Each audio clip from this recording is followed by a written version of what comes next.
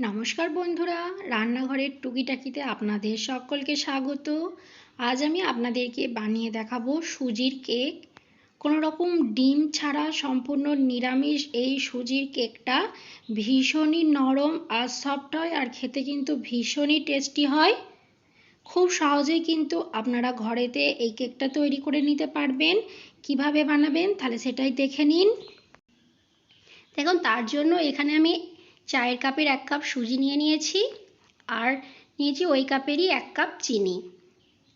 এবার একটা মিক্সির জার নিয়েছি, ওর মধ্যে সুজিটা আর চিনিটা আমি নিয়ে নিচ্ছি।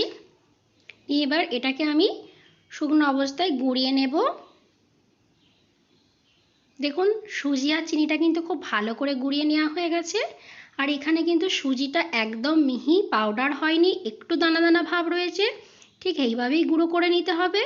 এবার এখানে একটা বাটি নিয়েছি, এর মধ্যে এবার গুঁড়ো করে রাখা সুজি আর চিনিটা আমি নিয়ে নিলাম। এবার আমি এখানে ময়দা নিয়েছি, এর মধ্যে আমি 2 চামচ ময়দা দিয়ে দেব। দেখুন, ময়দা দিয়ে দিয়েছি। এবার আমি এর মধ্যে দিয়ে দেবো সামান্য একটু নুন দিয়ে এবার শুকনো উপকরণগুলোকে চামচের সাহায্যে খুব ভালো করে মিশিয়ে নেব। দেখুন, শুকনো উপকরণগুলো খুব ভালো করে মিশিয়ে নেওয়া হয়ে গেছে। এবার আমি এখানে নিয়েছি 1 কাপ লিকুইড দুধ। দুধটাকে আমি আগে থাকতে জাল করে ঠান্ডা করে নিয়েছি। এবার এই দুধটাকে আমি এর মধ্যে অল্প অল্প করে দিয়ে দেবো। একসঙ্গে কিন্তু সমস্ত দুধটা দেবেন না, অল্প অল্প করে দেবেন আর মেশাতে থাকবেন।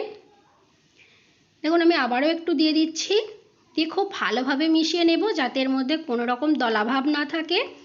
দেখুন, খুব ভালো করে মিশিয়ে নিয়েছি। এবার আমি এর মধ্যে দিয়ে দেব 2 চামচ রিফাইন্ড অয়েল।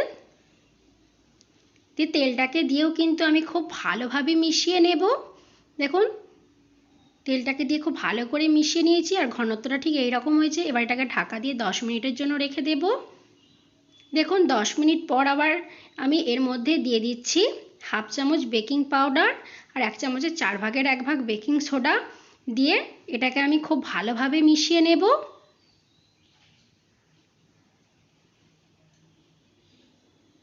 দেখুন, খুব ভালোভাবে মিশিয়ে নেওয়া হয়ে গেছে। এবার এটাকে আমি এক পাশে রেখে দেব।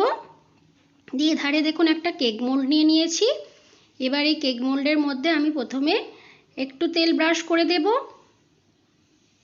দেখুন, তেল ব্রাশ করে দিয়েছি। এবার আমি এর মধ্যে একটা সাদা কাগজ আমি কেটে রেখেছি সেইটা দিয়ে দিলাম। দিয়ে এর ওপর দিয়ে আবারও একটু তেল আমি খুব ভালো করে ব্রাশ করে দেব। দেখুন, কেক মোল্ডটা কিন্তু আমাদের একদম রেডি হয়ে গেছে। এবার কেকের যে ব্যাটারটা রেডি করে রেখেছিলাম সেটা আমি এর মধ্যে দিয়ে দিলাম। এবার একটু ট্যাপ ট্যাপ করে দেব। আর এধারে দেখুন, আগে থাকতেই একটা কড়াই আমি ফ্রি হিট করে নিয়েছি, তার মধ্যে একটা স্ট্যান্ড দিয়েছি। এবার কেকের মিশ্রণটা আমি এর মধ্যে দিয়ে দিলাম। এবার ঢাকা দিয়ে কিছুক্ষণ আমরা অপেক্ষা করব। দেখুন, মিনিট 15 পর আমি ঢাকাটা খুলে নিলাম। এবার আমি এখানে কিছু কিশমিশ নিয়েছি, এবার সেইগুলোই এর মধ্যে দিয়ে দেব। আপনারা চাইলে আরও অন্যান্য ড্রাই ফ্রুটসও দিয়ে দিতে পারেন। দেখুন, খুব সুন্দর করে সাজিয়ে দিয়েছি। আবারও ঢাকা দিয়ে আমি কেকটাকে হতে দেব। দেখুন, মিনিট 35 পর আমি ঢাকাটা খুলে নিচ্ছি। এবার চেক করে দেখব কেকটা আমাদের হয়েছে নাকি। তার জন্য দেখুন, এখানে একটা ছুরি নিয়েছি। এবার ছুরিটা আমি ঠিক কেকের মাঝ বরাবর এইভাবে ঢুকিয়ে দিলাম। আর দেখুন, ছুরিটা কিন্তু একদম নিট অ্যান্ড ক্লিন এসেছে, তার মানে কেকটা আমাদের সম্পূর্ণ হয়ে গেছে। দেখুন, কেকটা আমি নামিয়ে ঠান্ডা করে নিয়েছি। এবার কেকটাকে আমরা মোল্ড থেকে বার করে নেব। দেখুন, তার জন্য প্রথমে সাইডগুলো ছুরি দিয়ে একটু ছাড়িয়ে নিচ্ছি। খুব ভালোভাবে ছাড়িয়ে নেওয়া হয়ে গেছে। এবার ওপর থেকে একটা প্লেট এইভাবে দিয়ে আমি এটাকে উল্টে দিচ্ছি। এবার হালকা করে প্রেস করলেই কিন্তু খুব ভালোভাবে মোল্ড থেকে বেরিয়ে আসবে। এবার এই পেপারটাকেও আমি খুব সাবধানে আস্তে করে তুলে নেব, আর খুব সহজেই কিন্তু এই পেপারটা উঠে যাবে। দেখুন, পেপারটা তুলে নিয়েছি, কত সুন্দর একটা কেক তৈরি হয়েছে। আর কেকটা কিন্তু ভীষণই সফট হয়েছে। আর ভীষণই নরম হয়েছে, খেতে কিন্তু ভীষণই ভালো লাগে। দেখুন আপনারা কিন্তু দেখলেই বুঝতে পারবেন। দেখুন আমি কেটে দেখিয়ে দিচ্ছি কেকটা ভেতর থেকে কতটা সফট হয়েছে। দেখুন আমি কেটে নিচ্ছি একটা ছুরির সাহায্যে। আর দেখুন ভেতরটা কতটা সফট হয়েছে, আপনারা কিন্তু দেখলেই বুঝতে পারবেন।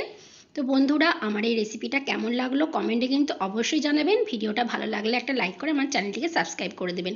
আজকের মতন এই পর্যন্তই। ভালো থাকবেন, ধন্যবাদ।